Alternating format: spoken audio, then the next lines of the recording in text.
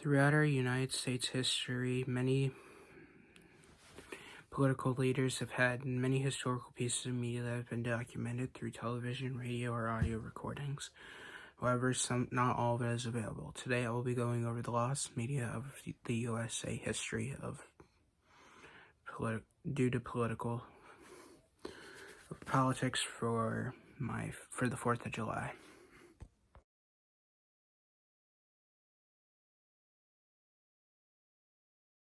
The early days that never to be forgotten November lifted the nations of the world to the high levels of vision and achievement upon which the great war for democracy and right was fought and won. Although the stimulating memories of that happy time of triumph are forever marred and embittered for us by the shameful fact that when victory was one, be it remembered. The clip you just saw was of 28th President Woodrow Wilson giving a radio address from his home in Washington, D.C. on November 10th of 1923 for Veterans Day. While Wilson is the earliest president to be heard on radio, he is not the first. As his successor, Warren Harding, was the first president to be heard on the radio, first heard on June 14th, 1922. However, this radio address no longer survives. However, there is a news report of this. Let's go to that.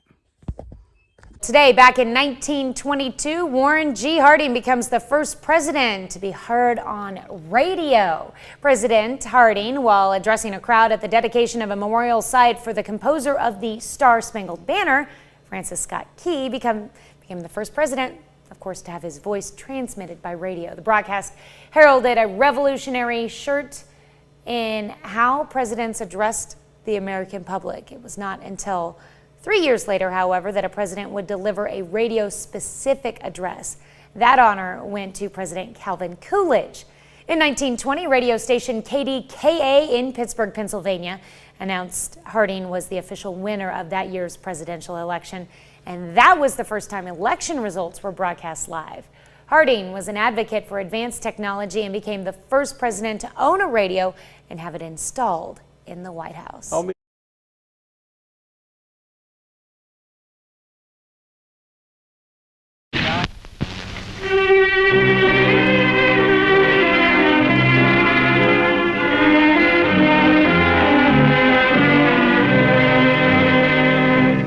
The sudden death of Mr. Coolidge came as a painful shock to all Americans, for the ex-president had appeared in good health and form during the last year. Only a few weeks ago, he made one of his rare appearances in the political field to urge his fellow countrymen to re-elect President Hoover. If initiating proposals and securing their adoption constitutes leadership, President Hoover is a leader. No man in modern life better exemplified the rule that silence is golden, with the result that in retirement every word he uttered was regarded as of priceless sagacity. His contributions to the American press were the highest paid in the world.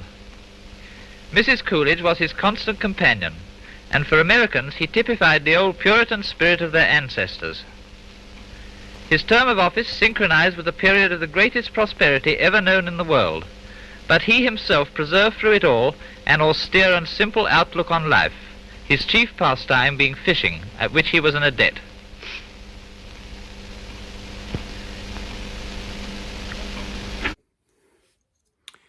In the clip you just saw was of the earliest presidential death report in U.S. history, that of 30th President Calvin Coolidge, who passed away on January 5th of 1933 from a blood clot. However, Coolidge is not the first president to have a death report on live radio. To have survived. As a few presidents before him have had them that do not survive. One of these being is William Howard Taft. Taft is considered the heaviest president in United States history. On March 8th of 1930, Taft passed from heart disease, with it being broadcast later that evening. This no longer survives.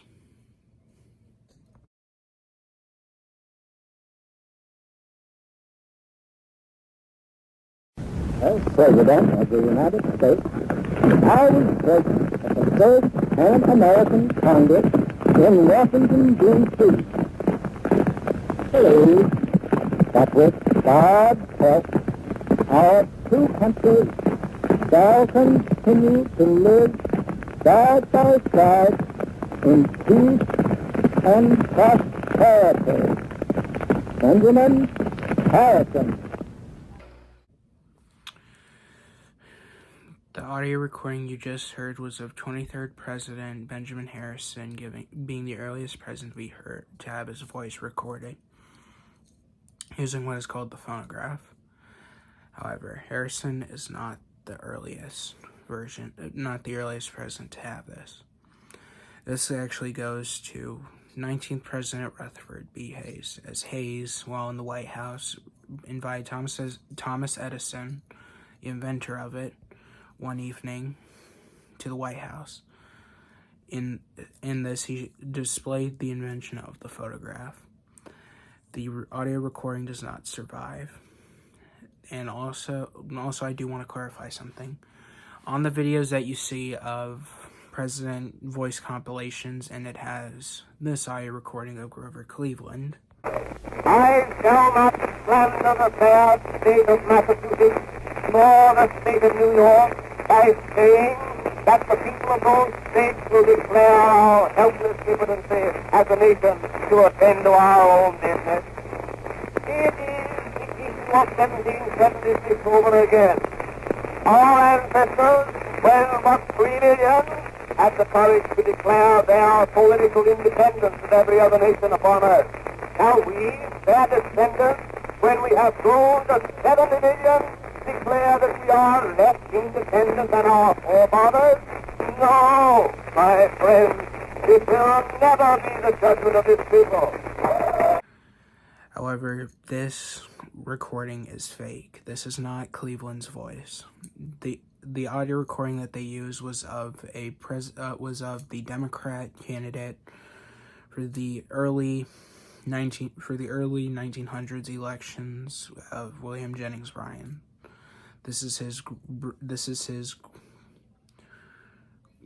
Golden Cross speech, which is the only known audio recording of a presidential candidate who is not actually president to have his voice recorded. Moving on.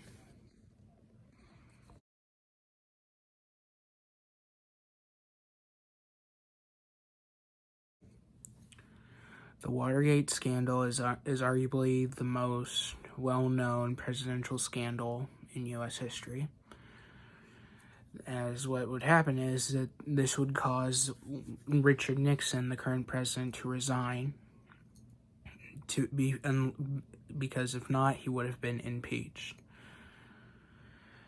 There were known audio recordings in the hands of Nixon. However, the CIA forced him to destroy them. The tapes have been wiped over and no longer survive.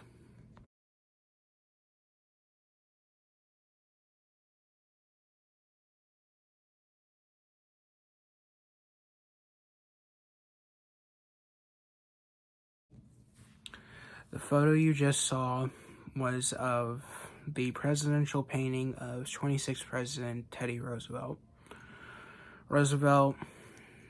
However, the painting that we got was not the first painting made of Roosevelt. Not all of them have been successful, as the president has the final approval of it. The painting that was made before and was presented to Roosevelt, he hated it, as he said that it made him, as he said, it didn't look anything like him, and many family members stated that the painting made the Rough Rider look like a mewing cat. Roosevelt ordered the painting to be destroyed, and it no longer survives, along with no photos. However, Roosevelt is not the only president to disapprove their first painting, as LBJ hated his first painting that was made of him. However, instead of having it destroyed, he simply had it not hung up, and he simply had a new one made and took that one home with him, where it would stay there for the rest of his life. There is a photo of it there's photos of it on YouTube, and there.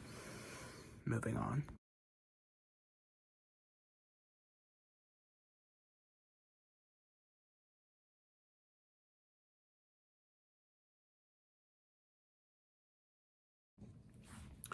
The photo you just saw was of 11th President James K. Polk. Polk was the 11th president and is the earliest president to have a photograph of them that has survived. However, he is not the first president. As William Henry Harrison, the 9th president, was the first president to have their photograph taken, and he was photographed on his inauguration day of March 4th, 1841. He was sat down after his inauguration speech and had his photo taken. However, this photo no longer survives. An AI version of the photo does exist. So, moving on.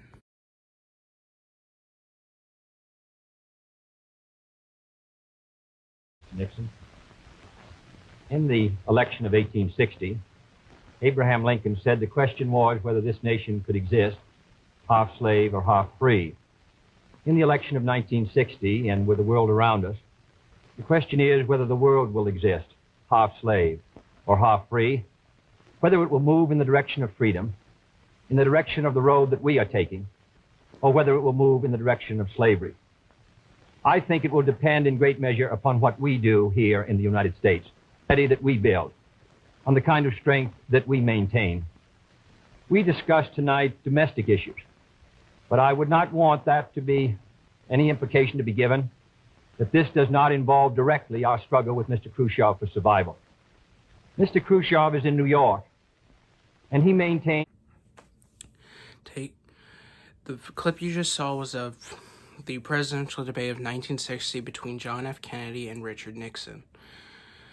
This is the earliest known television presidential debate in history. However, it is not the first. It's the first broadcasted version of a presidential debate was in 1948 against Thomas Dewey and Harold Stassen for the Republican nomination of the 1948 election. Dewey ended up winning this and ended up going on to lose in the final election to Harry Truman. However, the radio broadcast no longer exists. I hope you guys have enjoyed this video. Make sure to like, subscribe, comment, do whatever you want to do. Make sure to check out my other videos. I love you all so much, and bye.